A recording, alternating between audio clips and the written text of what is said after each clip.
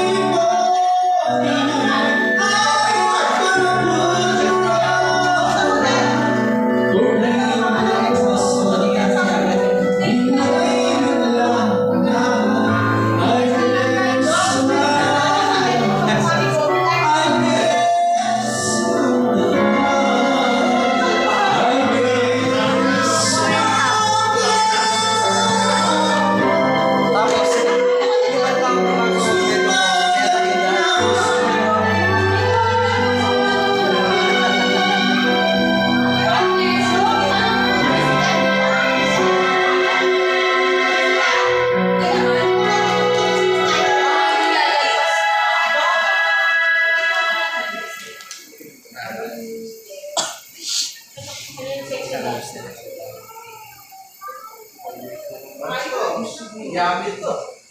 Ang gamit.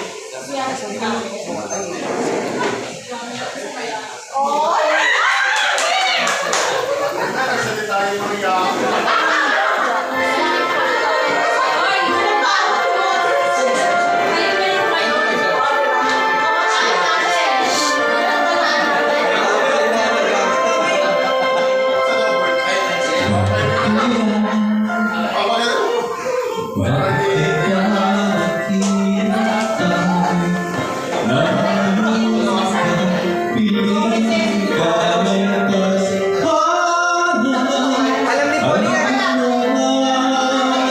Alam mo yan, ha? Alam mo. Adi kayo.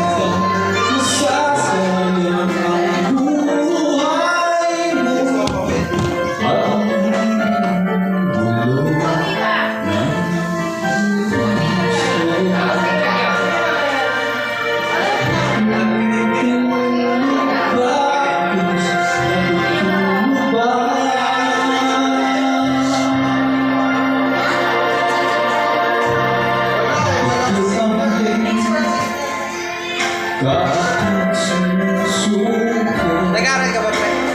Graduate na ako. Ano, trabaho na? Ano trabaho? Sa 5 star hotel. 5 star hotel. HRM ka? Hospitality? Malayo yung course ko sa trabaho. Ano course mo? Public administration.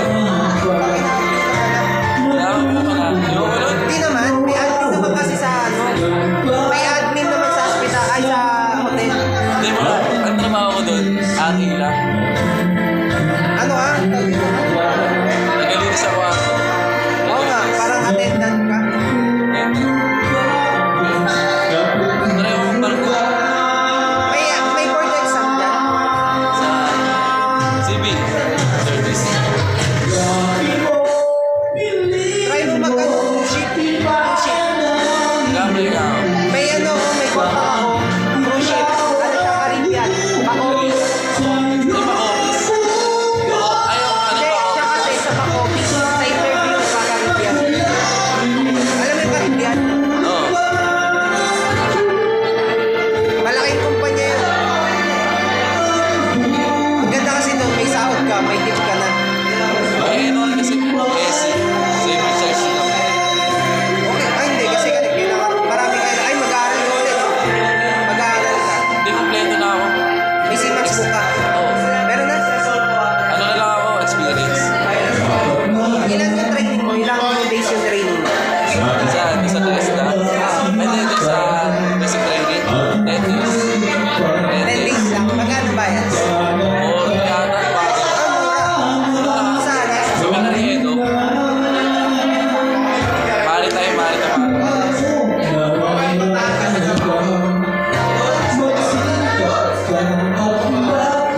Wala lang ako na experience 2 years. 2 years. Ah, kumukuha ka lang na experience dito. Malaki rin kasi tayo. Alam mo kung saan nag-apply? Yung Caribbean. Ramon Magsaysay, building lang yun. Sa may Sapano. Sapano.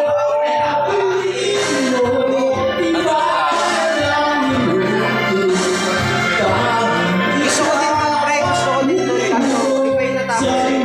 Tapos ko sa accounting. Pero hindi tapos yun. 2